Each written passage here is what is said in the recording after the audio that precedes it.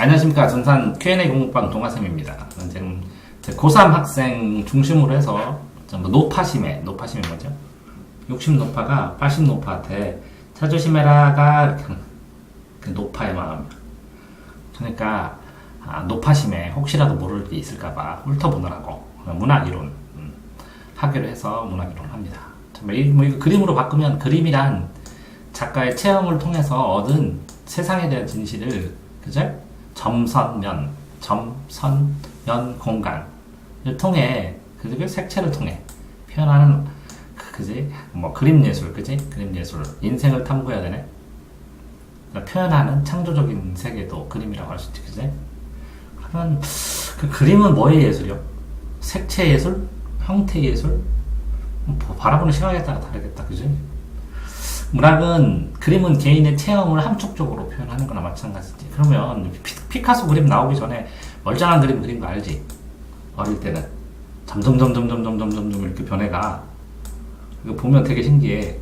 근데 이걸 다 이어서 봤을 때는 피카소가 그래서 이렇게 그렸구나 라는 느낌이 드는데 이거만 딸랑 따라서 보면 왜 이렇게 그렸대요? 그래. 이거 애들이 일부러 보여줬거든 학생들한테. 그러니까 피카소가 보고 싶은 세상의 모습들이 변화되는 걸 보니까 이해가 됐는데 똘렁 되어가면 단순하게 처음 보면 이해가 안 된다는 거지. 자, 문학은 허구와 개연성 이렇게 허구는 허상으로 구축되는 거는 뻥이고 뻥, 구라, 가짜, 가상 이렇게 현실이거든 현실. 진실이야 현실.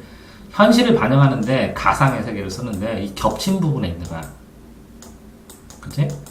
현실은 이 가상은 우연히도 발생을 할 수도 있고 그냥 인과관계가 좀 떨어지더라도 가상으로 내가 상상해서 만드는 거잖아 그치? 없는 것을.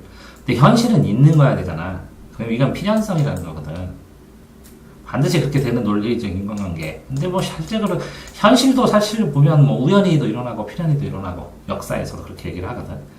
근데 어쨌든 개연성은 필연성은 95% 이상이면 우연성은 한 5% 이하면 개연성은 대개는 그렇다는 거야. 대개게 그러하련. 그러니까 40%에서 한 80% 사이를 본다면 개연성이라고 할 수 있어. 그러니까 내가 아이들한테 뭐라 그러냐면 현실과 동떨어지게 학문으로 먹고 입으로 싸는 그런 세계를 만들어서 얘기를 해줬어 애들한테. 그래서 학문으로 사과를 꽉 먹으면 입으로 쭉 싸야 돼 그 죽을. 이렇게 했더니 애들이 그런 거 좀 하지 말래. 그게 뭐냐면 나는 창의력을 극단적으로 뒤집어 보기를 통해서 한번 해봤더니 애들이 이건 개연성이 떨어진대. 나 국어는 진짜 제대로 배웠다. 개연성이 어느 정도 맞아야 사람들이 인정을 한다는 거지, 그지? 너무 떨어지지 않게, 그지? 그러면 이게 핵심이라는 거지. 개연성은 소설의 핵심, 그치? 자, 문학 작품의 요소들이 유기적으로 그럼 유기물하고 무기물하고를 구분을 해야 되는데 무기물은 탄소, 산소 이런 것처럼 주기율표에 있는 거 있잖아. 그런 것들, 지구탄산, 우주탄산과 같이 만들어진 게 무기물이고 유기물은 있을무주자야. 그래서 생명작용에 의해서 만들어지는 거야. 실제적으로 탄소, 산소 이런 게 뭉쳐서 광합성 작용에 의해서 탄소 동화작용을 하면 그게 단단하게 뭉쳐서 감자가 되거든? 그러면 이건 유기물이라 그래. 그래서 유기비료라는 게 나오거든, 비문학에. 유기비료는 그 풀 썩힌 거야. 음식 섞인 거. 무기질 비료는 화학 공장으로 화학 결합해갖고 만드는 거야. 이 무기비료와 관련돼서 하버버시법 이런 게 유명하거든. 하버버시법 해서 질소를 고정시켜야 되는데 질소가 고정시키지를 못했어. 그럼 질소를 고정시키는데 암모니아를 만들어. 암모니아를 만드는데 이 질소가 질소 비료가 되고 이 비료를 좀 더 개량하면 화약이 돼가지고 2차 대전에 판도를 바꾼 거야. 하버버시법이. 자, 육이라는 건 그러니까 생명체라는 거지. 이 얘기 하려고 이 얘기 그냥 보너스로 한 거야. 비문학에 나왔기 때문에. 자, 육이라는 것은 살아있어. 그래서 손가락을 깨물으면 입에서 하는 거야. 다 연동작용이 있다는 거지. 그치? 근데 하나의 독자적 구조물로서 그러면 이게 뭐라고? 독자적 구조물 하는 이유는 이 작품을 춘향전을 옛날 사람도 봤지만 지금 사람도 보잖아. 그러니까 옛날 작가가 이렇게 써주면 요즘 독자들이 이렇게 봐서 시대와 시대가 만나는 거고 작가와 독자가 만나는 거고, 그치? 그럼에도 불구하고 요거는 자기가 독립되게 혼자 오롯이 존재한다는 거야. 이해됐죠? 자, 그럼 개연성 해결됐어요? 자, 이렇게. 그래서 자 정리하자면 개연성은 뭐라고요? 우연성은 고전 소설의 특징인데 절벽에 떨어졌더니 맨날 영약이 있어가지고 먹고 살고 산에만 올라가면 스승이 있네. 날 가르치고 내가 올라갔더니 아무것도 없던데 야호하고 내려갔는데. 자 필연성을 주기 위해서는 뭐를 하냐면 복선과 암시가 있었는데 암시는 어둡게 보여준대. 간접적으로 보여줘. 암시 어둡게 보여주기 때문에 간접적은 완곡하게 돌려서 뭐 이렇게 얘기하는 거거든. 근데 암시 안에 복선이 있어. 복선은 이렇게 하나의 선이 있고 하나의 선, 중복된 선인데 이건 현재를 나타내주고 이건 미래를 예상할 수 있게 해줘. 그치?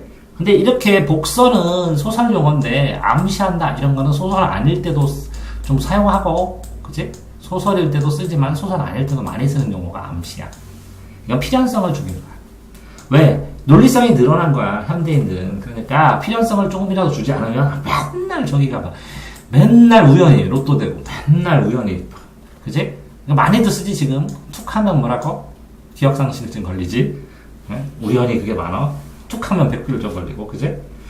이런 거 우연성. 그 안에 개연성이 소설의 틀을 이루고 있는데 이건 너무나 당연하니까 필연성이나 우연성이 시험에 나오는 거지. 비교해 가면서 관련된 거 다 했죠? 어쨌든 가치 있는 경험이고 언어로 표현합니다. 언어를 크게 볼 때는 몸짓 언어가 있고, 그죠? 소리 언어가 있어. 소리 언어. 소리나 글자. 그죠? 이게 비언어하고 반언어죠 할 때는 이 몸짓 언어는 수반, 그지? 비언어, 반언어, 비언어, 언어가 아니다. 동반한다. 소리랑 동반한다. 말하고 동반한다. 그랬을 때는 반언어라 그래. 반대 언어가 아니라 동반, 수반이라는 뜻이야. 이게 몸짓은 언어는 아니고 몸짓, 말로 손짓으로 이렇게 비언어라 그러지. 이렇게 나눌 때는 언어 형식. 근데 문학의 형식은 여기서 글자겠지, 소리겠지, 그죠? 자, 문학의 기원에서 이것도 문학의 기원이나 예술의 기원이나 그림의 기원이랑 똑같을걸. 처음엔 모방해서 그렸고, 그치? 맞지? 그림을. 그리고 유희로 즐거움에 의해서 그리고 본능적으로 남들 관심을 끌려고 그리고 자기 편에서 그리고, 그치? 근데 이게 전부 다 실용적으로 발생이, 예술의 신미성보다는 이렇게 보다는 하면 가로쳐줘요. 예술은 실용성 때문에 신미성보다는 이렇게 빼고 훨씬 낫죠? 자, 체크하는 방법 하나 가르쳐 드렸습니다. 이렇게 문제 푸는 방식, 체크하는 방식만 얘기해주면 쭈루룩 써놓으면 굉장히 시간을 땡겨요. 그러니까 저 같은 게 세 번 풀고 20분 남아요. 판단하는 방식이 예술은 실용성이 문제인가? 맞아. 그러면 다 봤는데 틀려. 그럴 때는 요거 다음에 확인하는 거야. 이거 1번에 있는 이거, 이 비교되는 거 다 빼고 먼저 확인하고 답이 없을 때만 이거 확인하는 거야. 왜 그러면 90%가 요거 때문에 A는 B보다 C냐, A는 C다 때문에 발생해요, 답이. 95%가. 근데 나머지는 전부 다 이거를 이 보다까지 확인한다는 것은 너무나 낭비라고. 시간상으로. 이해되셨죠? 자, 발라드 댄스설이 모든 예술이 여기 합쳐서 나타난다는 거죠. 미분화됐으니까, 종합예술이니까. 근데 어쨌든 발생학적. 만약에 이렇게 이거를 전부 다, 그지? 모유를 흡입해야 되는데, 자기가, 자기 몸에서 발생하게 해서 아이들한테 모유를 흡입하게 한다. 이렇게 외우잖아. 그럼 나중에 이거를, 그림의 기원, 예술의 기원이 뭔 것 같아? 이런 면접하면 이걸로 다 얘기해도 되는데. 그럼 굉장히 똑똑하다, 그러는. 이해되세요? 자, 그러니까 뭔가를 할 때 본인이 그림을 그리면, 그림에 맞춰서, 그거 다 그림을 중심으로 대입해도 상관없어요. 문제 풀 때 아무 지장이 없어요. 자, 표현, 그죠? 색채는 수단이고, 그러면 다른 예술과 구분해주는 본질적 요소가 언어면 색채고, 그죠? 구비문학과, 그러면 기록문학이 있는데, 이거는 색채를 그린 거고, 이거는 구비문학은, 이런 그림이 있었다, 전설. 말이 안 되네, 그지? 이것만 조금 문제가 되네. 개인의 체험을 표현하는 것도 특수 보편하게. 그러니까 이렇게 얘기할 때, 이렇게 읽으시면 안 되고, 글 읽는 방법은 보편 반대가 뭘까요? 특수. 그러면 이거 특수 맞습니다, 이렇게 반대를 체크를 해서 여기 나왔구나. 그러니까, 이게 개인의 반대는 인류 사회였구나. 이렇게 반대로 짝 적고, 이렇게 반대로 짝 적구나. 이해되세요? 자, 체험이면서 인류의 본chất 3과 합일되었는데 뭐가 합일돼요? 이 두 개가 합일되는 체험이야 합니다. 이렇게. 미적으로 상상의 세계, 허구단 세계의 표현입니다. 상상에 의해서 분석적으로 해명하고는 총체적으로 전체를 나타내고 싶었다는 거지.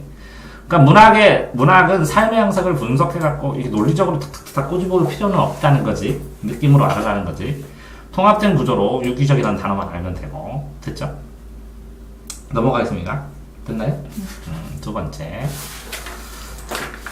다 하지 않아도 읽어보면 아는 건 안 해도 돼요. 근데 이게 포커스가 되는 건 해야 되니까. 이 단어를 했을 때, 자,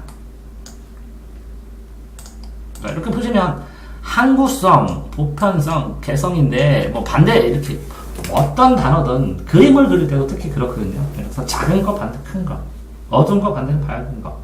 그러니까 저절로 이렇게 반대 단어를 생각한다는 것은 어떤 내가 떠올리는 아니면 표현하라고 하는 대상에 대한 범주를 확정할 수 있거든요.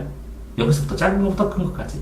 그 범주 안에서 판단을 하기 때문에 굉장히 명확하게 목적성을 가지고 내 주제를 표현해 나가고 그 메시지를 이렇게 구성해 나갈 수 있는 방법이 되는 거예요. 그러니까 공부할 때도 본능적으로 그걸 하시면 그림 자체가 달라져요. 포커스가.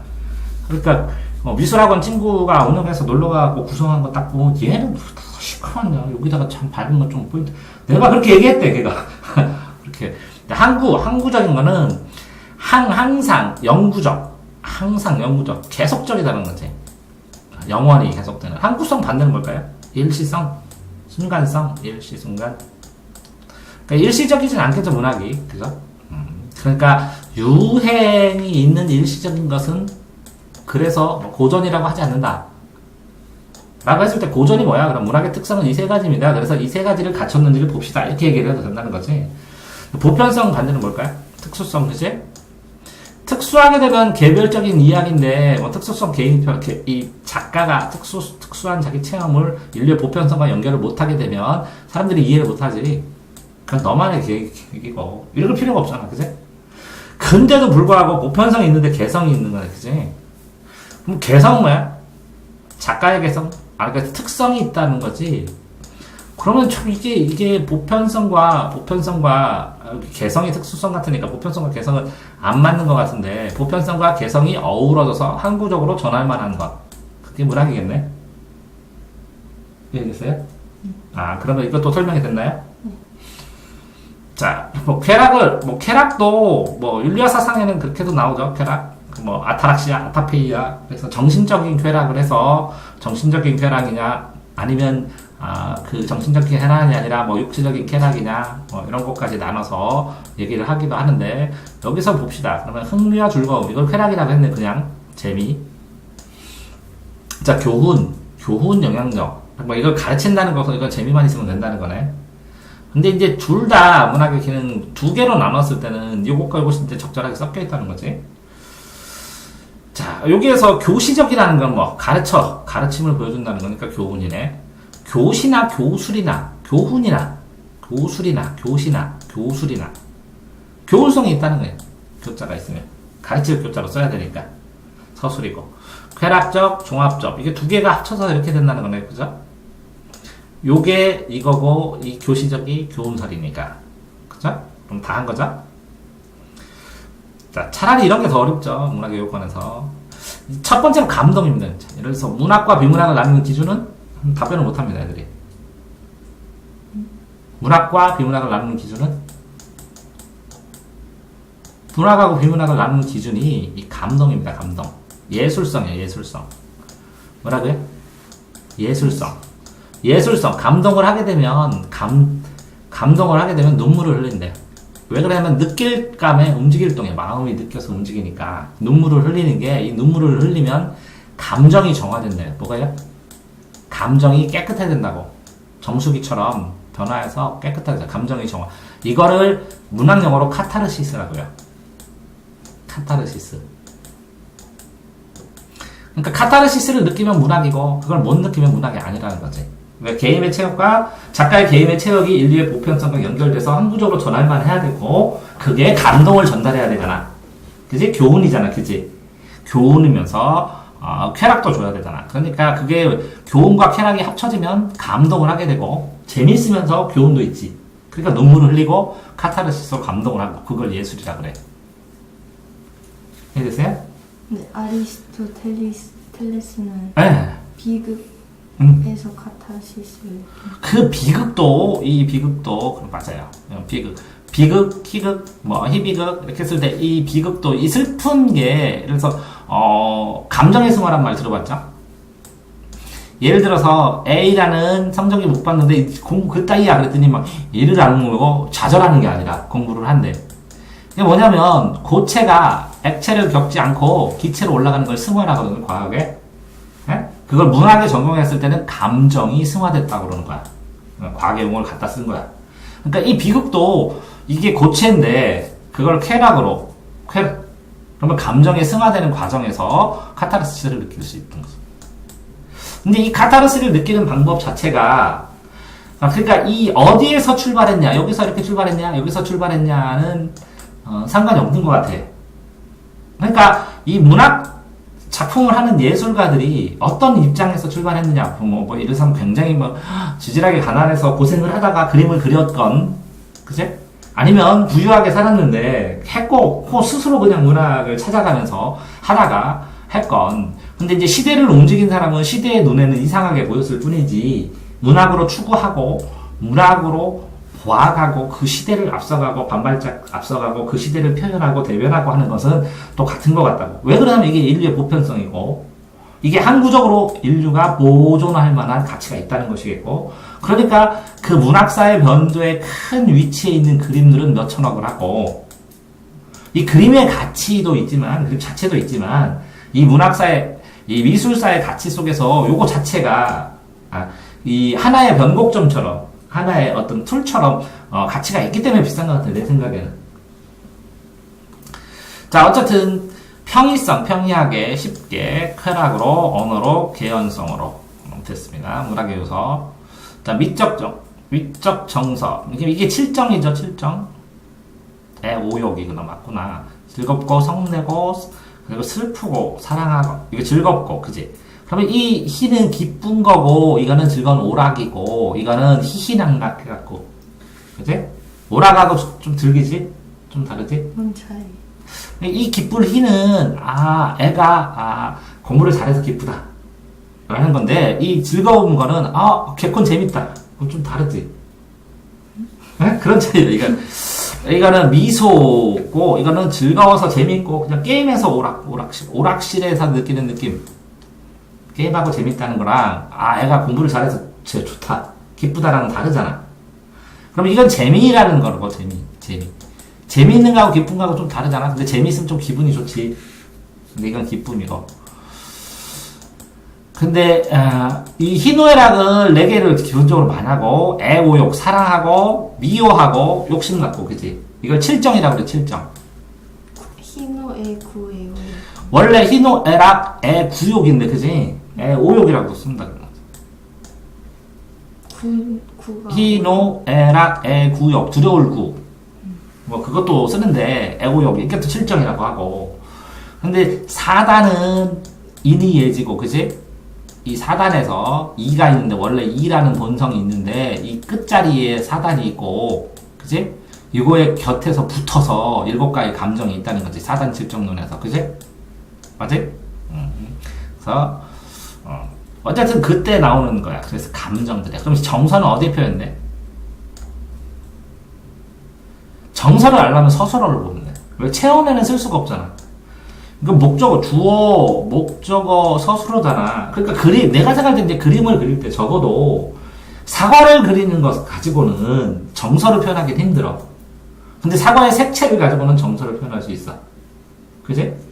그 다음에 일정 크기나 아니면 이 배치를 가지고도 정서를 표현할 수 있어. 불안한 정서를 느끼게 하는 거. 크기가 크다 작다에 따라서 포커스를 어디에 더 맞추느냐에 따라서 감정이 불안하거나 밝거나 행복하거나 이렇게 불안한데 그거 받치는 것이, 그러니까 시선의 방향을 두면서 감정의 변화도 표현할 수 있을 것 같다고.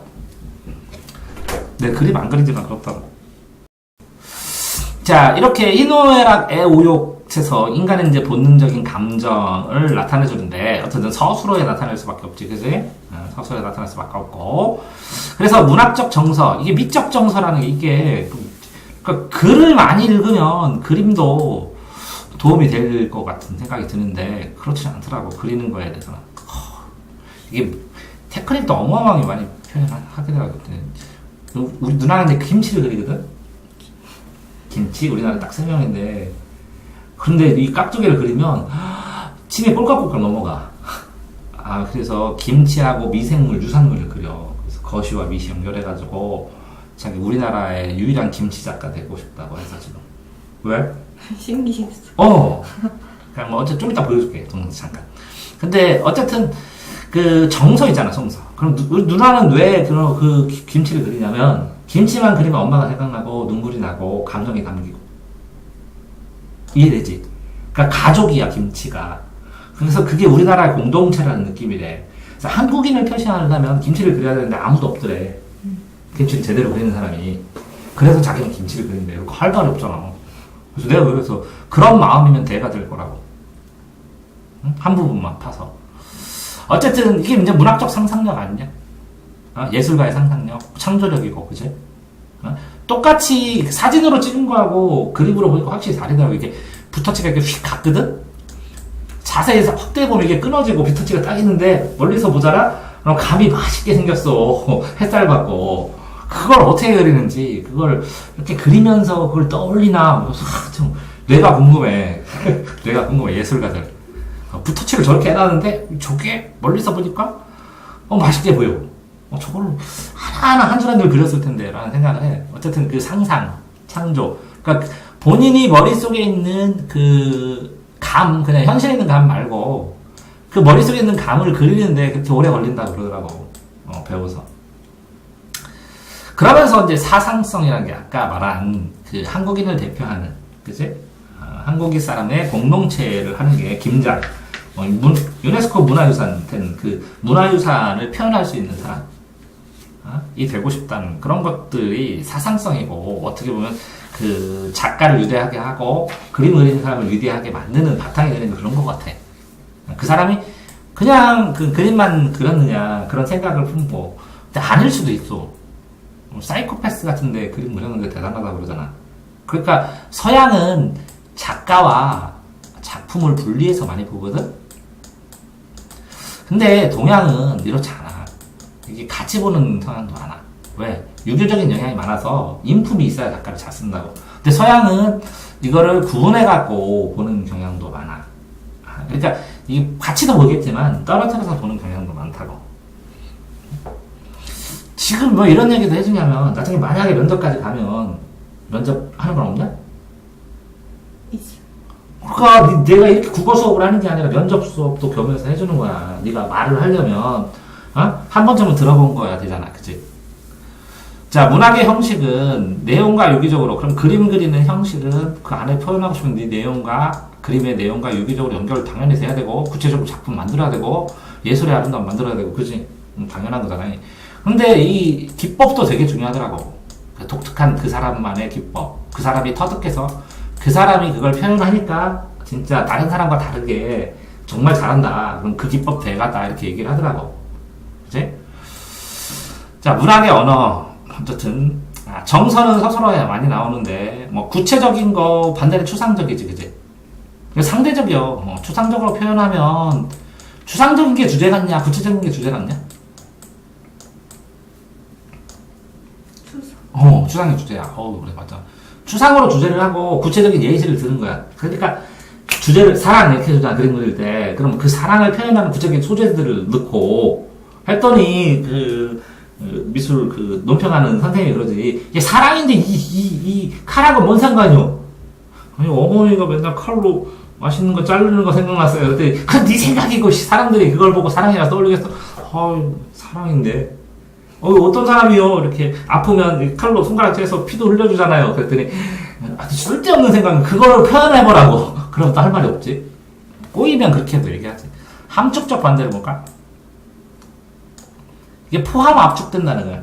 내용이 포함돼서 압축되는 거야. 그러니까 어떤 거를 상상력을 자극한다는 건 다 보여주지 않는다는 거지. 그치?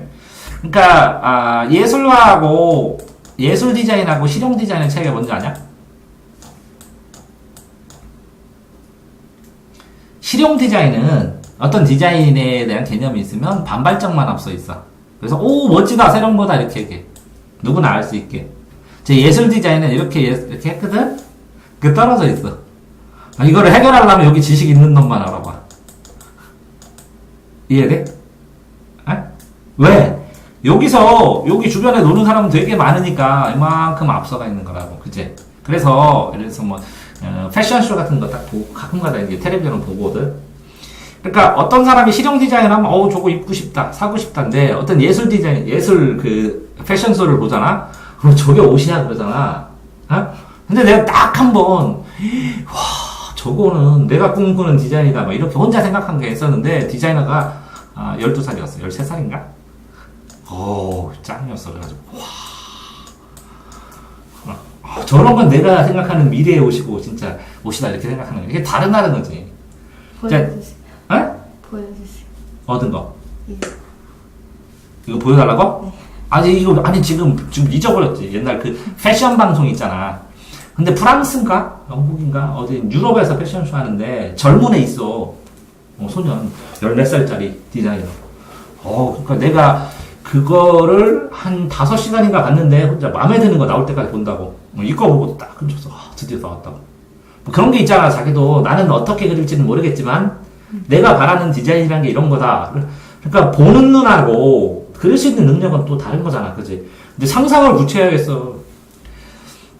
내가 제일 좋아하는 그 화가가 살바도르 달리거든? 왜 내가 이 달리전을 옛날에 나 어렸을 때 했어. 우리 집이 내가 했잖아. 누나도 화가고 동생도 미대 나왔고 고모도 화가고 우리 미술 쪽으로 재능이 많이 좋아. 살바도르 달리전 보면서 나 화가 안 해도 내가 그리고 싶어서 저 사람이 다 알려줬다. 그러니까 내 상상력이 막 만화를 내가 한 50만 권 정도 봤거든. 만화책을. 우리나라에 있는 제일 큰 만화방 가갖고 안 본 거 찾으니까 딱 그 200권인가 있더라고 옛날에. 그러니까 얼마나 많이 봤어 만화책을. 그러니까 상상력이 좋은 편이야. 근데 살바도르 달리의 그림을 딱 보는 순간 내가 그리고 싶은 건 제가 다 그려놨어. 그릴 수 있는 방법으로. 그래가지고 내가 화가 안 해도 돼. 그래서 내가 좋아해. 이 사람이 달린지도 모르고 가서 우연히 이걸 봤는데 와 저 사람이 달리야. 어쨌든 그렇다고. 자, 문학의 언어 논리적으로 정리되어 있습니다. 논리적으로 정리되어 있습니다. 문학의 이 논리가 뭐라고? 그러니까 논설문의 논리가 아니라 설명 가능할 만큼, 그지? 어쨌든 생략과 함축이 있습니다. 그럼 생략과 함축 시 같은 데 많고 포함 압축되니까. 그러니까 다 전달하면 너무 너저분하다는 거지.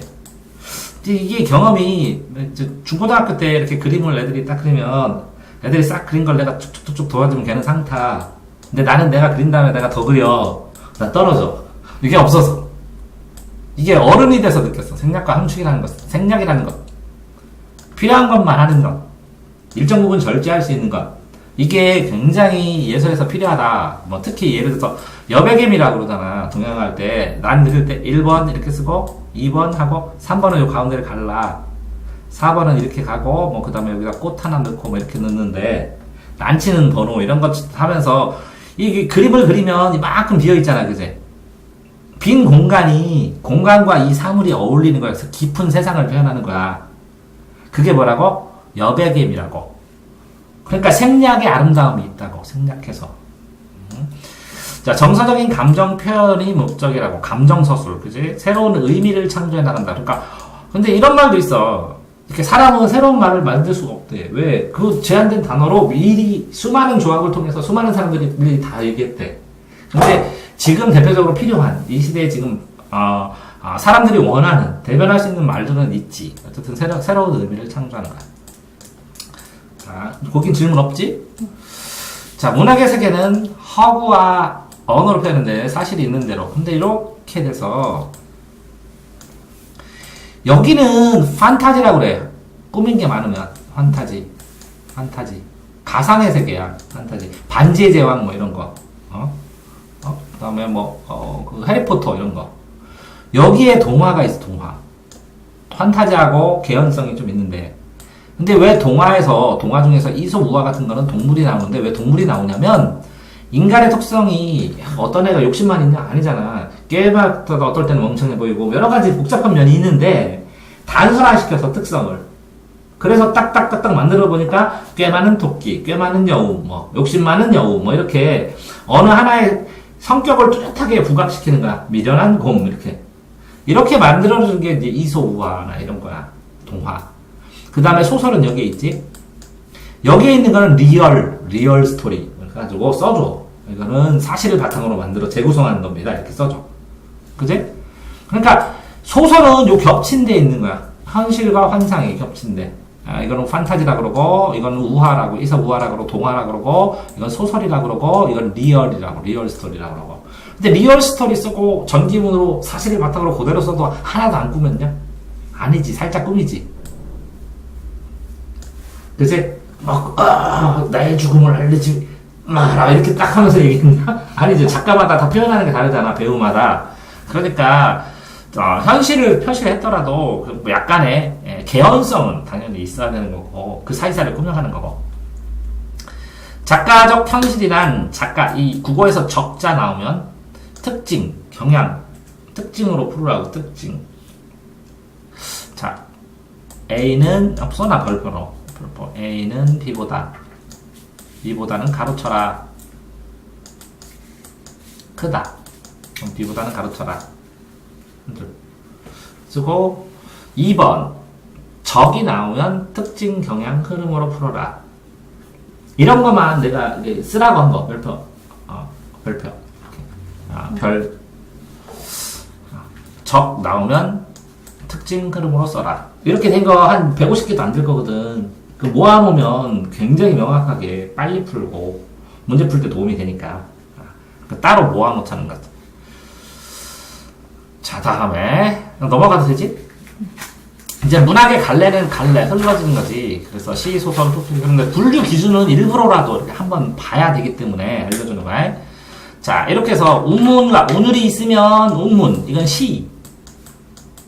이 운문은 리듬, 반복에 의해서 생겨. 리듬, 반복. 운을 띄워라 하는 것처럼 반복. 산문은 흩어질 산이야. 그래서 흩어질 산은 정신이 흩어졌다. 이거는 반복해서 리듬이 규칙적이다. 이건 리듬이 흩어졌다. 시 외에는 다 산문이야. 그러니까 운문과 산문으로 나누고, 입으로 전하는 구비문학과 기록문학, 글자로 쓰는 걸로 나누고, 그쵸? 자, 세 개로 나눌 때 서정은 서정시. 서사는 소설이야. 소설. 서사는 사건, 서술을 소설하고 그래요. 사건을 서술하는 거. 자, 그런데 봐봐. 이 영웅서사시에서 출발했어. 이 서사는. 영웅서사시는 뭐냐면 카이사르가 그제 이렇게 태어나서 이렇게 해서 전쟁을 해갖고 이렇게 해서 이기고 지금 돌아오고 있다 하면서 음유시인들이 그리스 로마의 원형 경기장에서 노래를 불러주고 동전을 받았어. 그런 거를 나중에 글자로 옮기다 보니까 영웅 전기가 나오고 그러다 보니까 소설이 나온 거야. 그지? 그러니까 서사는 사건 서술이니까 시간 경과가 있어야 돼. 시간 경과가 있는 세 개는 반드시 기억해야 돼. 서사, 인과, 과정이야, 과정. 이렇게 세 개야. 국어에서 이것도 별표로 써놔야 돼. 과정은 국어에서 화살표로 나와. 그러면 시간을 이렇게 끊어줘야 돼, 과정마다. 문장도 끊어주고, 단락도 끊어주고, 화살표가 나오고 도식이 나오는 건 무조건 끊어줘야 돼. 인간은 원인과 결과야. 원인이 앞서고 결과가 뒤야. 이게 순서를 바꾸는 걸로 시험 문제 잘 내. 그치? 원인이. 그럼 이 결과가 주제라면 이 원인은 전제라고 그래, 전제.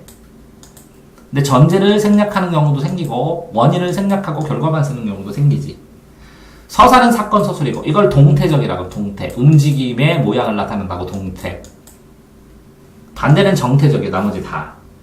그러니까 동태적 세 가지는 외워야 돼. 왜? 이 세 가지는 시간 경과를 따져야 되니까. 시간의 흐름이 앞뒤를. 그러니까 이건 따로 써놓으셔야 돼. 이 서사에서 이것까지 다 설명을 해줘야 돼. 극은 연극이고.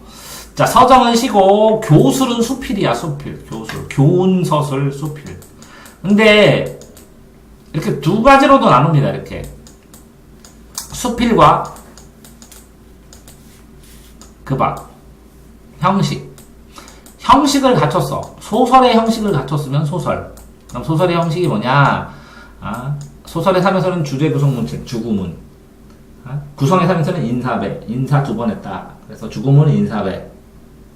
이렇게 돼서 소설의 3요소를 갖췄고, 발단, 전개, 위기, 설정, 결막, 5단 구성을 거쳤고, 갈등이 있고, 뭐 이렇게 소설 구조를 갖추면 소설. 시처럼 시행 바꾸면서 압축하면 시. 그리고 연극, 대화하면서 만들고 막 이렇게 하면 연극. 이거는 형식이 있는데, 수필은 형식이 없다고. 다 돼. 모든 글이 수필이라고. 자, 논설문을 썼으면 비문학 같은데, 그걸 수필에다가 잘 썼어, 예술적으로. 그러면 논설적 수필이야. 이해됐지? 일기를 쓰는데 일기는 비문학이야. 그런데 그게 뭐라고? 그 여유당 뭐 어떤 여자가 썼어. 동명일기. 이렇게 쓰면 수필이야. 자, 그러니까 예술성이 뛰어나면 무조건 수필이야. 모든 게. 이거는 뭐라고? 무형식의 형식이라고 그러거든. 뒤에서 나오겠지만 이것만 해주면 무형식의 형식이라는 뭐냐면 형식이 없어. 아무거나 다야. 다. 이런 것처럼 얘들에 비해서 형식이 없는데 어떤 형식만 있으면 되냐면 이게 글쓰기면 돼. 그림이 아니라. 글쓰기의 원리는 맞아야지. 이해됐죠? 네? 그러니까 수필과 그 밖으로 다 바꾸기 때문에 기행문이야. 비문학 같은데 예술성이 뛰는 수필이라고. 그걸 기행수필이라고 그래. 그러니까 기행수필, 일기수필, 서간수필, 그죠? 다 붙이면 돼. 그러니까 그거를 이해해야 수필을 이해하게 돼. 그러니까 고전 글 중에서 소설이 아니고 시가 아니고 극이 아닌 건 다 수필이라고. 모든 잡문이나 글이. 이해되세요? 그런데 이 고전 수필은 그냥 장난으로 우리처럼 경험 속으로 이렇게 잡다하게 쓰지 않고 교훈을 좀 담아서 쓰는 경우도 있어.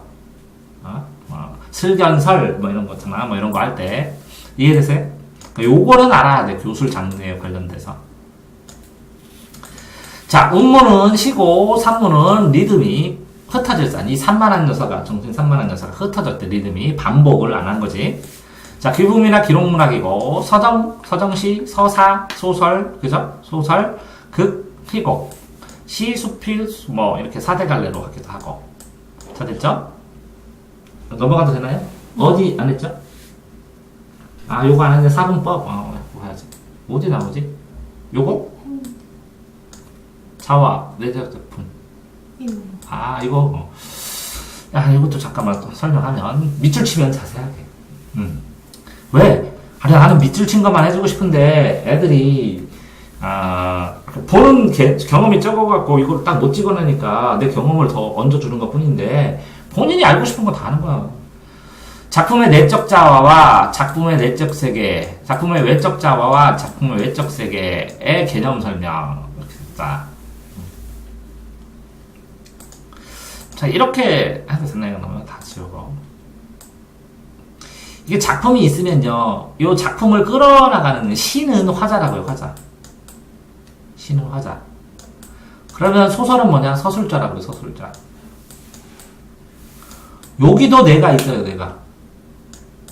그죠? 근데 여기는 작가라는 사람이 있어요. 그러면 작가와 이 화자나 서술자는 다르다. 이게 수능에 몇 번 나왔어. 다르다. 같을 수도 있고, 다를 수도 있다. 이 내가 나가 될 수도 있고, 내가 여기 나라고 썼는데, 여기는 소년인데, 이건 작가가 늙은이일 수도 있고. 그러니까 이게 같을 수도 있고, 다를 수도 있지. 그러면 자아라는 게 여기에 나오는 화자, 이게 자아일 수도 있으니까, 자아나 서술자가. 자, 작품 안에 있지, 이거는. 그죠? 왜 이렇게 나오냐면, 이게 구조주의, 절대주의, 구조주의, 절대주의, 구조주의 해가지고 절대적으로 이 작품만, 이 작품의 그 구조, 글의 구조, 내용, 구조, 문법, 표현법, 수사법, 이론, 요 글만 작가랑 상관없이 라고 보기도 하고, 이 작가랑 관련돼서 이 글을 봐야 이해되는 것도 있고, 그러니까 이걸 떨어뜨려도 가치가 있고 이거 관련돼도 가치가 있다는 거지. 그래서 한영훈의 님의 침묵일 때, 여기서 이 님의 침묵 이렇게 했을 때 사랑하는 님일 때 제일 멋있어. 근데 한영훈이 독립군이니까 이거를 조국이다 이렇게 하든, 아니면 스님이니까 이거는 부처다 이렇게 하던, 아무 상관없다는 거지. 이거를 보는, 이 작품을 보는 방법이라는 거지. 그지? 그러면 요거에 이 작품이 있는데 이 작품이 이 작가 시대에 이 작가 시대를 배경으로 이렇게 받는 거랑 다르게 내 시대를 가지고 이렇게 봐도 되잖아. 그지?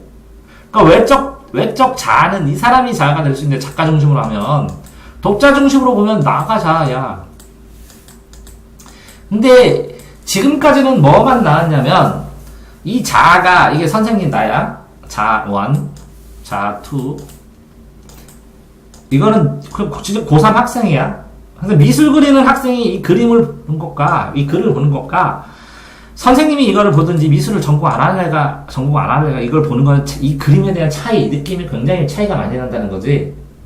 예? 이걸 독자 비평이라고 하는데 여기까지는 배우는데 이 두 명의 감상의 차이가 어떤 사회적인 역할을 하거나 이 두 명의 차이에서 발생되는 것으로 이 그림의 이미지가 어떻게 달라지고 새로운 예술을 어떻게 생각해야 되는가 이런 건 아직 안 배우고 있다고. 이게 이제 다음에 배울 과정들이에요. 그러니까 설명을 할 때 이걸 또 왜 이렇게 복잡하게 굳이 설명을 해주냐면 어떤 작품에 대해서 설명을 하래. 그러면 이걸 그린 사람을 가상한 다음에 설명을 한번 해보고 이거의 이 그림에 이게 어느 정도 시대에 그려진 것 같은 이 시대적인 배경에서 이 미술사적 가치에서 이걸 한번 설명을 해보고 자 네가 너를 중심으로 한번 설명해보고 가상의 너랑 다른 관점을 가진 사람을 중심으로 설명을 해보고 그치? 여기에 나와 있는 미술 기법이나 표현법이나 그치? 미술사에 나오는 것들 네가 배웠던 이론이나 이런 걸 가지고도 설명을 해보고 그 다음에 요 미술 작품의 이게 표현 기교, 주제, 그치? 그 다음에 공간 배치, 이런 걸로 표현을 해보면 6가지를 얘기를 할 수 있거든? 교수한테. 근데 너무 단순해. 교수가 물어보면 이게 뭐야, 그럼. 그림은 그려도 말은 못해요. 가만히 있는 거야. 이해돼? 아니, 면접부에도 가르치면 그러더라고. 애들이 그림은 잘 그려. 네가 그렸냐? 예. 몇 시간? 8시간이야. 8시간 동안 그걸 하나 그린 거야. 그러니까, 난 그거 하나도 못하겠어. 그래서 뭘로 그렸는 줄 알아? 점 찍어서. 점으로 8시간 그려가지고 그걸 찍은 거였어. 야, 나한테 그냥 80시간 그 글 써가지고, 동영상 녹화하는 게 편하겠다. 근데 그렇게 하는 거예요. 자, 보는 방식, 이렇게 생각하는 방식에도 많이 써먹을 수 있으니까 저걸 가르친 거야. 자, 어쨌든 음문, 산문 되고, 갈래까지 다 했습니다. 됐나요? 자, 다음 거, 특별히 체크한 거 없으면, 쭉, 설명을 조금 어느 정도 해가면, 자, 어쨌든 문학 자체를 중시하면 형식주의, 구조주의, 신비평 이렇게 됐죠? 구조가 그 글자, 내용, 작품 자체, 형식, 구조가 틀이지. 가출구에 만들조니까, 그지? 그러면 이런 비평이 유행을 했다는 거, 구조주의 비평이 현대에 유행을 했다는 거야. 그러면 이 구조주의 비평에서 최고봉이 뭐냐면 언어 분석 철학이야. 그러면 단어 있지, 언어. 단어를 끝까지 분석해 본다는 거야. 결국은 무슨 얘기냐면, 이 작품 안에 있는 사과의 의미를 끝까지 추적한다는 거야. 그러니까 사과 수업도 내가 하거든. 아담스 애플부터 해가지고 애플의 사과부터 해가지고 그지?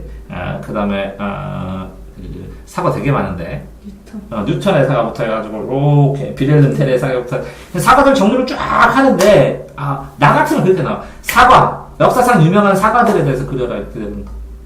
그러면 애들이 뉴턴 비렐름 이거 중력을 어떻게 표현해? 하면서 막 골치 아프게 해가지고 막 창조적인 사고를 하겠지. 근데 테마 좁혀줬잖아 사과 그지?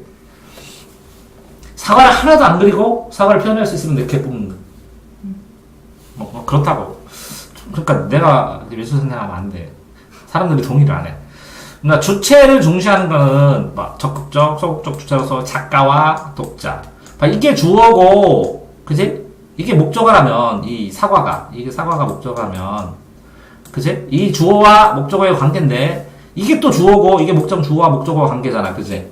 그러면 이 주어와 주어의 차이점, 공통점을 또 해줘야 되잖아, 그지? 이렇게 된 것처럼 작가는 표현하고, 그지? 심리적으로 또 수용하고 받아들이고, 그치?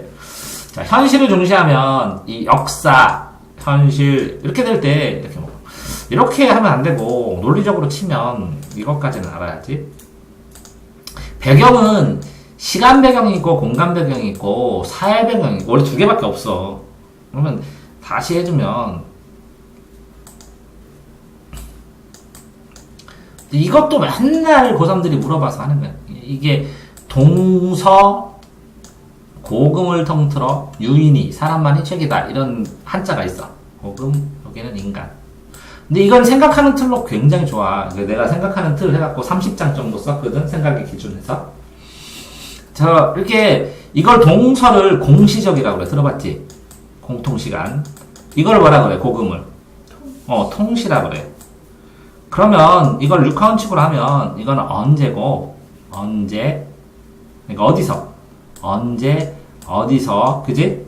그러니까 누가 언제 그러니까 언제 어디서 무엇을 사과를 어떻게 이렇게 왜?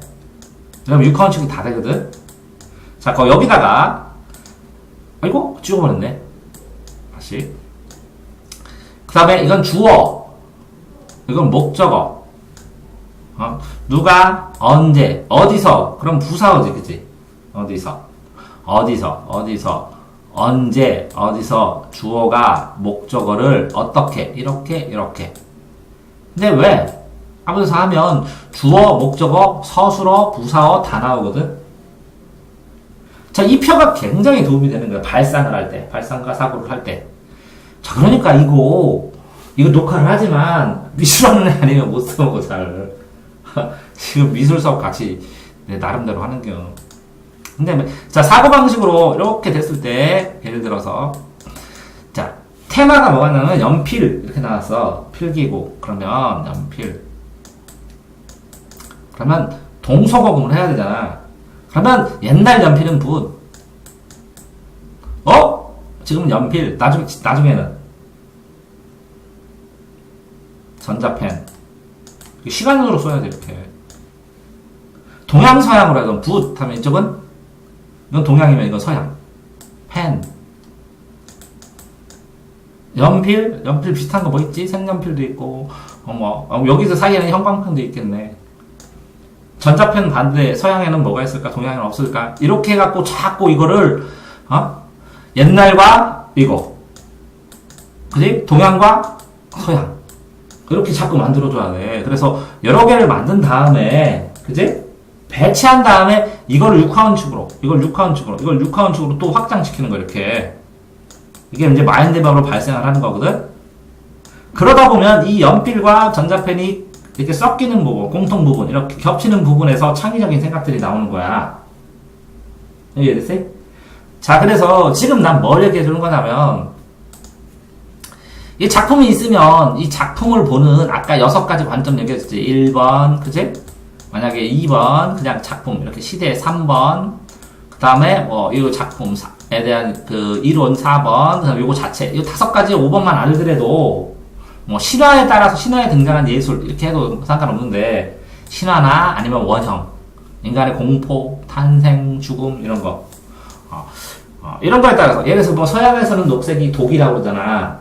한국은 맨날 그림만 생각하는데, 그러니까 전부 다 파충류들 녹색 피 나오잖아.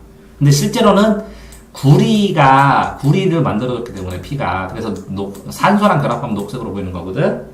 그 다음에 한국 그러니까 사람들 피가 빨간색인 거는 철분으로 만들어둬. 그래, 철분 부족하면 어지럼증이 있고 그런 거야.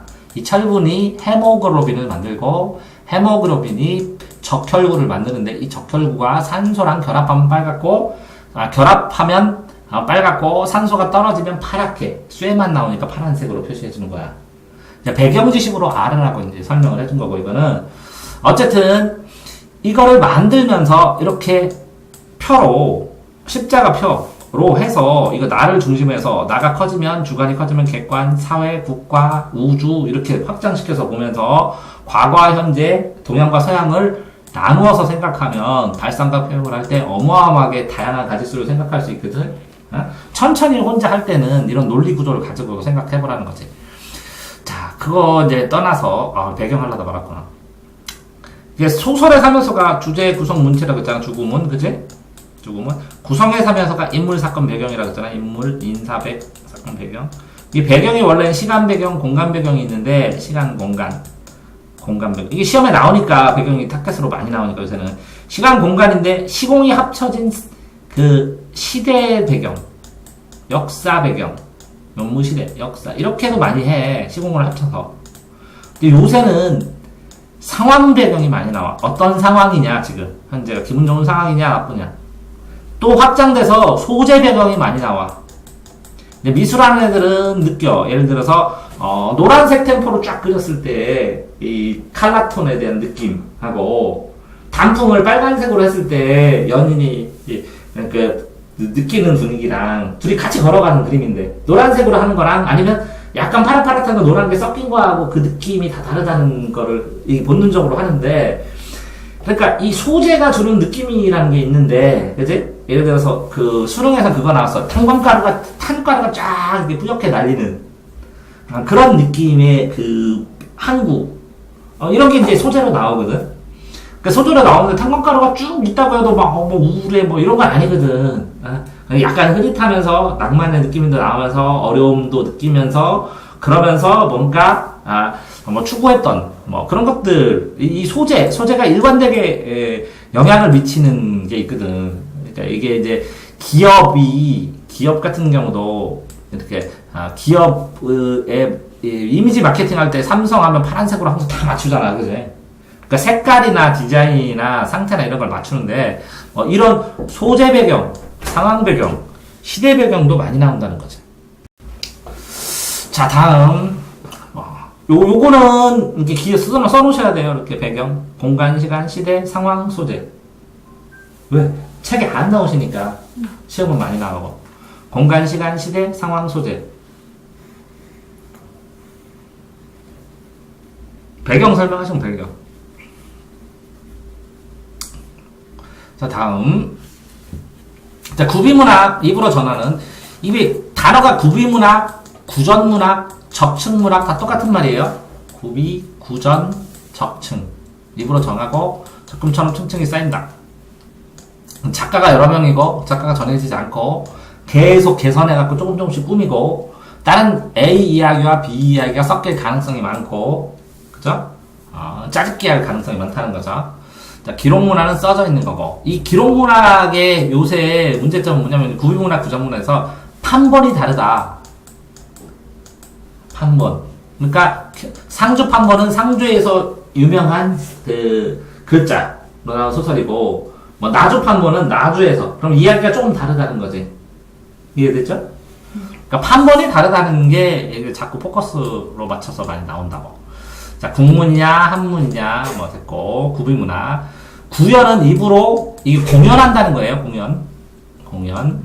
그래서 표정이나 몸짓이 다 돼야 되는 거고, 이 구현된 글을 쓰는데 구현된 상황을 그대로 쓴 거에서 이렇게 헛소리처럼 하지 말이지. 그러니까 이렇게 되는 걸 최연이라고 그래요. 최연 들어봤어요? 최연이라고 그래요. 어쨌든 구현된 거를, 그러니까 할머니들이 구현한 걸 그대로 기록한 흔적이 뭐냐 이렇게 됐으면 최연. 자, 민중하고 대중하고 국민하고 신민하고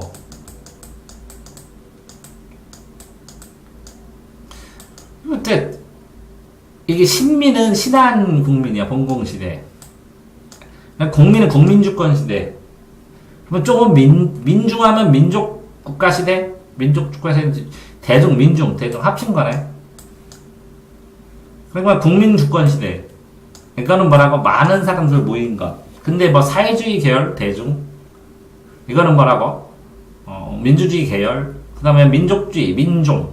그러니까 이게 쓰이는 게 조금씩 뉘앙스가 다른데, 이게 어느 뉘앙스에서 쓰였는지도 살펴볼 필요성도 있는데, 그것까지는 아니더라도, 어쨌든 또 여기에서 보면, 이제 이거는 다 알겠고, 서사무가가 뭐냐, 이렇게 하면, 이 무당들이 있잖아, 무당. 그러면 서사는 뭐야? 사건 서술을 해야 돼. 줄거리가 있어. 근데 무속과 관련된 얘기야. 그럼 무속을 뭐 하냐면, 하늘, 신, 저기 있잖아요. 그 삼신할매가 점지해준다고. 무속과 관련된, 그러니까 무가라는 거예요. 그러니까 뭐라고? 죽음도 나오고, 죽은 후의 세계도 나오고, 이런 줄거리가 있고. 그럼 서사무가가 나중에 전부 다 노래에서 노래. 무당군 놀이에 줄거리가 있겠죠. 이게 무가와 관련된 거라고. 그래서 나중에 줄거리가 돼갖고, 이야기도 만들어지고 그랬다고. 그래서 이야기의 모태가 됐다고. 됐죠? 넘어가요?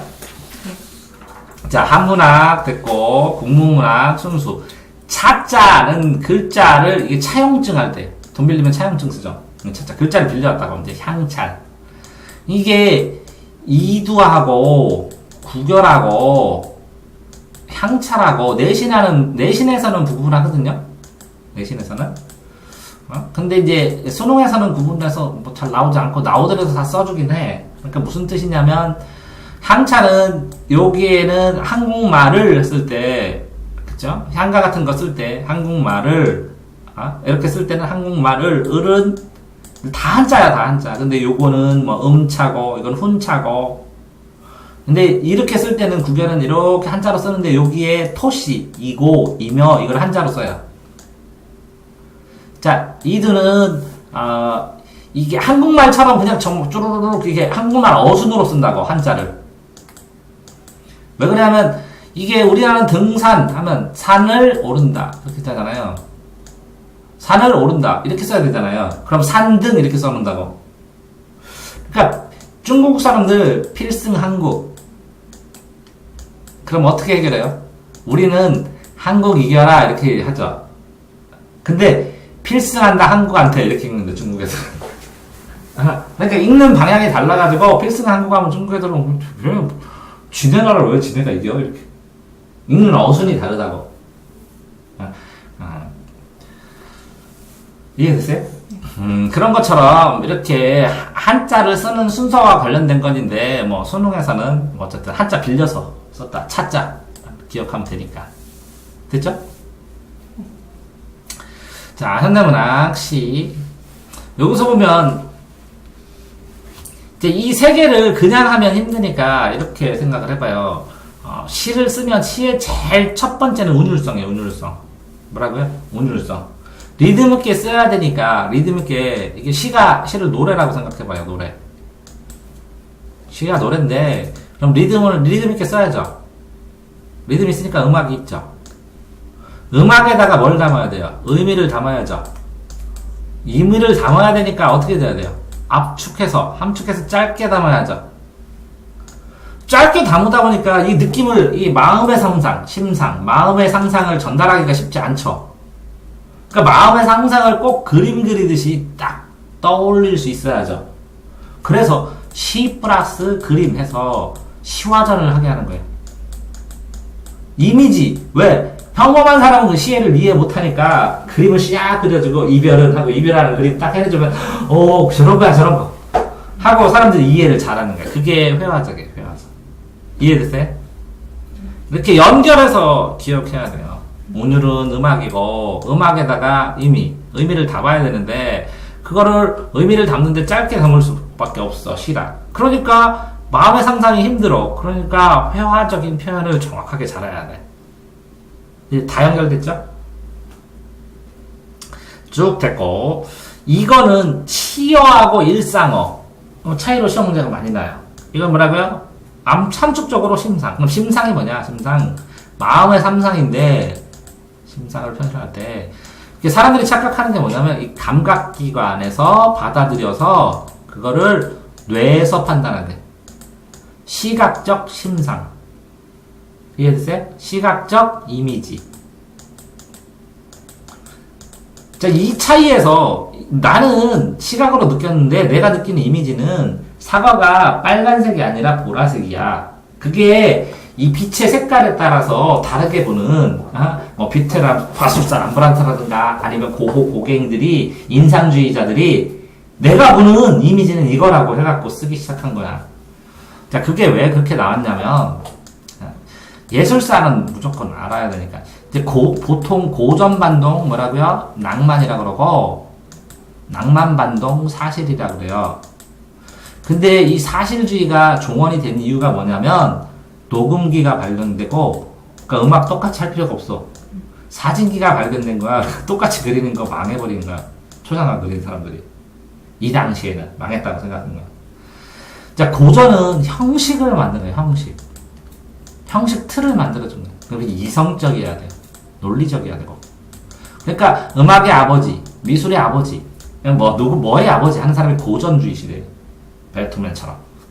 이렇게 이 사람들이, 얘들이라고 하면 안 되고, 이 대가들이 어떤 예술의 형태를 만들어 놓으니까, 이걸 바탕으로 해서 자유롭게, 이 형식이 아닌 내용을 좀 자유롭게 표현하고 싶었고, 이성이 아닌 감성을 표현하고 싶었어. 그러니까 논리가 아닌 비논리도 조금 표현하고 싶었어. 그게 낭만파야. 응? 모차르트, 이렇게. 그러니까 기교를 넘어선 기교를 만들기 시작한 거야. 그래서 고전 반동, 고전의 반대에서 낭만이 나왔다고 생각해요. 근데 이 낭만을 해보니까 내용을 하는데 뭔 내용인지 모르고 감성인데 막 이 감성 저 감성 있고 비논리 하는데 이해를 못하겠어. 그러니까 역작용으로 사실주의가 태동을 한 거예요. 그래서 있는 그대로 좀 그러니까 이게 형식이고 내용이면 다시 일정 형식을 갖춰라. 근데 이 형식과 이 형식은 좀 다르지. 이건 완전히 틀에 짜인 형식인데 이건 자유로운 거고 이거는 자유로움을 표현할 수 있는 형식이 되겠지. 이성 감성인데 다시 또 이성의 시대가 온 거야. 이 비논리가 아니라 논리적으로 표현하기를 바라는 거야 사람들이. 그러니까 예술사도 그렇고 음악사도 그렇고 미술사도 그렇고 이렇게 되는 거야. 감성 이성 반복되고 형식 내용 이렇게 나오는 거야. 이해되세요? 자, 이렇게 사실주의에서 녹음과 사진기가 나오니까, 그러니까, 자, 이거는 객관적이잖아? 이건 낭만은 주관적이잖아?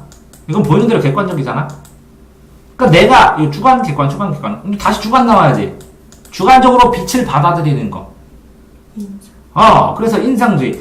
근데 이거보다 더 심하게 야수적인 표현, 꿈틀거리는 표현, 야수파, 인상파, 야수파, 거기다가 이걸 더 이쪽 저쪽 재구성을 해보자. 입체파 이런 것들이 나오고 이걸 다 나와서 주간 다 해보니까 이거 뭐 왜 요 소재가 여기만 해? 대지미술, 설치미술, 전자미술 이런 거 막 늘어났어. 이렇게 하다 보니까 현재는 이게 혼용해갖고 이게 모던이라고 해. 근데 현대란 무엇이냐 모르겠다. 그러니까 이게 다 농합해서 같이 통합돼서 이런 것들이 전부 다 이것도 표현해보고 저것도 표현해보고 여기서 분파해보고 하는 포스트 모던이다라는 게 생기기 시작한 거야. 그래갖고 지금은 이게 줄기는 맞아. 다음에는 객관계 나와야 되는데 이 사람들이 공통적으로 요구할 객관, 이건 객관 뚜렷했잖아. 형태라는. 이 객관도 이 낭만을 담을 수 있는 객관이라는 게 뚜렷했잖아. 근데 이 주관을 수용할 수 있는 객관을 모색해 나가는데 아직 못 찾은 거야. 사람들이. 그래서 포스트노모전 자체는 없다 이렇게 얘기하는 사람도 있고 여러 가지 이렇게 다양하게 시도를 하고 있기 때문에 그러니까 이 객관을 찾으려고 했더니 어떤 사람이 그 변기를 설치해 갖고 딱 놨더니 청소부가 작품 아닌 줄 알았다고 치워버리고 이렇게 돼서 하는 거야. 그러면 이 주관하고 객관 사이에서 지금 막 왔다 갔다 하는 거야 사람들이. 나는 이 변기 자체가 그러니까 예를 들어서 복사해갖고 쫙 컨트롤 X 해가지고 그 여자 쭈르륵 해갖고 사진으로 딱 했는데 몇백억이야.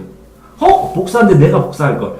아니 그 첫 번째 그 객관성을 어떤 식으로 띌 것인가 현대 문명에 대한 객관성, 현대에 대한 그거를 미국의 상업주의 미술이 밀어주는 거야. 미국 관련 작가들을. 그래서 금액을 올리는 거야. 이게 그래서 미술계 구조가 막 비정상적으로 돌아가고 있다. 뭐 이런 글도 보고 그랬다고. 그러니까 이거를 알면 비문학으로 풀 수 있는 것들이 되게 많이 나오는데 이거 흐름 어느 정도 알았었어? 응? 이거 미술 수업을 했네 갑자기? 아니 비문학이네. 비문학이 많이 나와. 생각보다 많이 나와. 그래서 해준 거야. 그리고 이게 미술만 된 게 아니라 음악도 이렇게 되고 다른 것도 그렇고 이렇게 흐름이 이렇게 나오거든. 이때가 천재의 시대거든. 이게 뭔가 왜? 중세 암흑기 동안 인간의 사고 속에서 누적되고 그지? 정리되었던 것들이 급격하게 표출되면서 고전파, 낭만파, 사실파가 막 급격하게 팍팍팍 변하기 시작한 거지. 자, 어쨌든 여기까지 됐고. 어디 갔지? 사라졌다.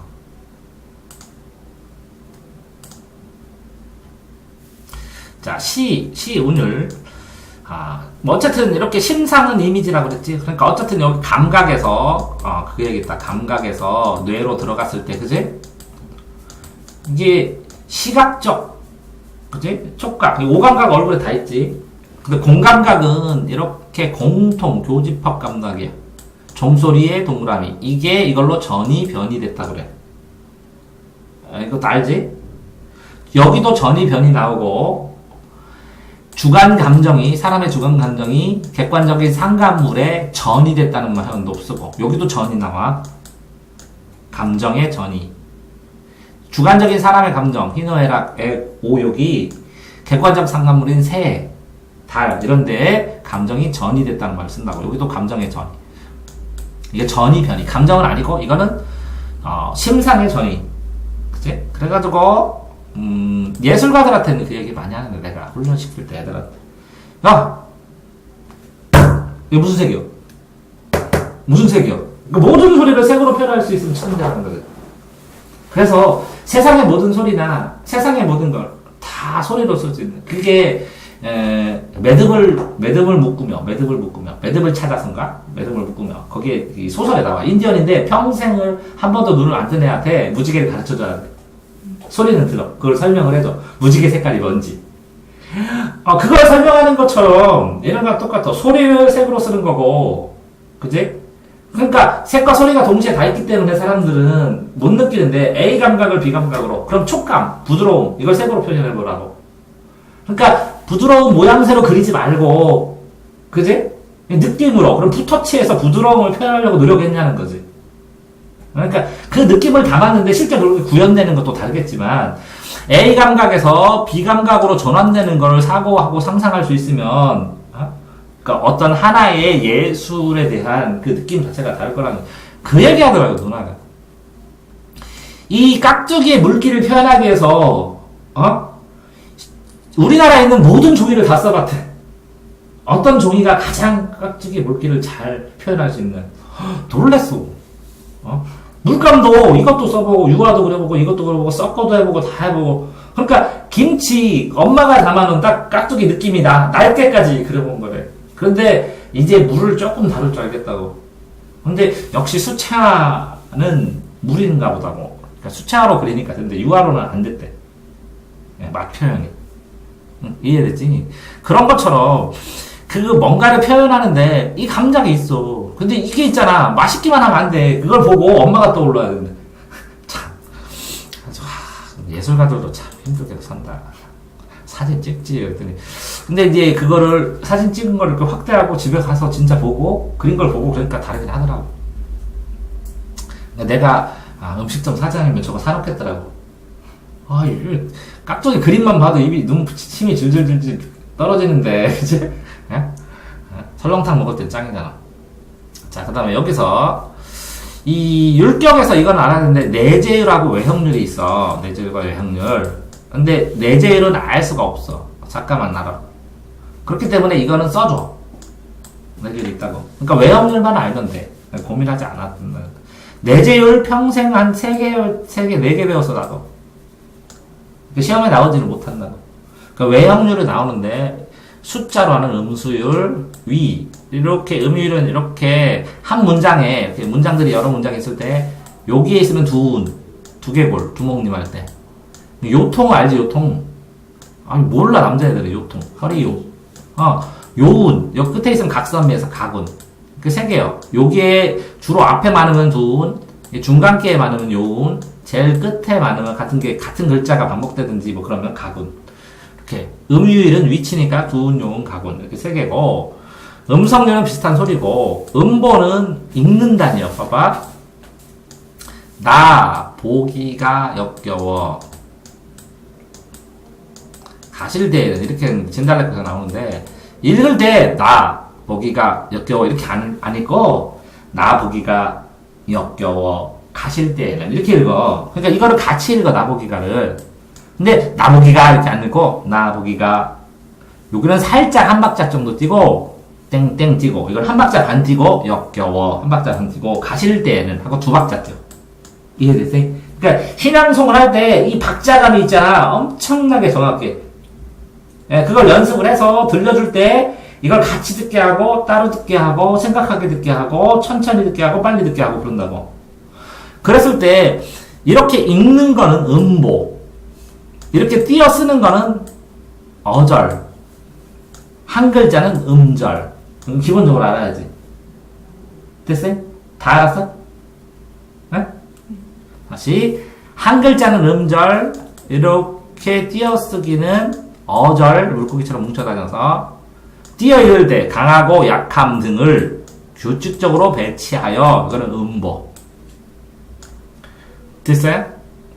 내재는 상관없고. 자, 반복하는 방법도, 이것도 이게 시험 문제 자주 나오니까 같은 소리, 같은 음수, 이게 뭐 음수, 의성어, 의태어, 이걸 음성상징이라고 그러지? 음성상징. 상징이 뭐냐, 상징. 비유와 상징은 상징. 그러잖아. 미술 상징성 뭐 이렇게 하잖아. 이게 현상의 특징이요. 어떤 현상의 특징. 기억해 놓으라고. 되게 답변하기 좋으니까. 자, 현상의 특징들을 이렇게 얘기를 하면서 그 실체는 안 알려주는 거. 요 실체를 얘기하는 건데 요거만 알려주는 거.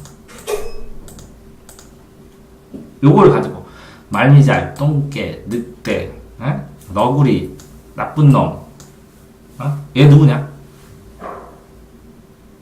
남자친구. 이렇게 남자친구 얘기할 때 이렇게 하는 거. 이게 상징법이야. 현상의 특징으로. 자, 그 다음에 통사 구조는 뭐냐면 A, B, A. 이렇게 통사가 뭐야, 통사? 할 게 되게 많지. 빼먹은 것처럼, 그지? 품사로는 단어의 종류를 얘기해. 구품사 알지? 구품사. 그지? 구품사. 9개 품사. 단어에 갈래? 명사, 대명사, 사자 돌림이야. 그러니까 통사로는 문장이야, 문장. 그러니까 오어야, 오어. 이건 구사고. 뭐라고? 주어, 목적어, 서술어 이런 거. 그러니까 통사로라고 문장론하고 같은 거야. 문장 성분은. 이게 언제 나왔냐면 가시리, 버리고 가시리. 이렇게 A, B, A 구조 이렇게 나온 다음부터 맨날 시험 문제 나왔어. 한 번 냈다가 별거 아니라고. 그러니까 통사로는 문장론이다 이거만 아는 돼. 문장을 통했다 이렇게. 통문장 영어 들어봤지? 통문장 끝이지? 통사로는 문장론이라고. 그래서 문장 성분이, 문장의 짜임새가 비슷하다고, 문장의 구조가 비슷하다고. 이만큼 하고 다음에 이어서 해야 돼. 왜 다음에가 왔어? 그치?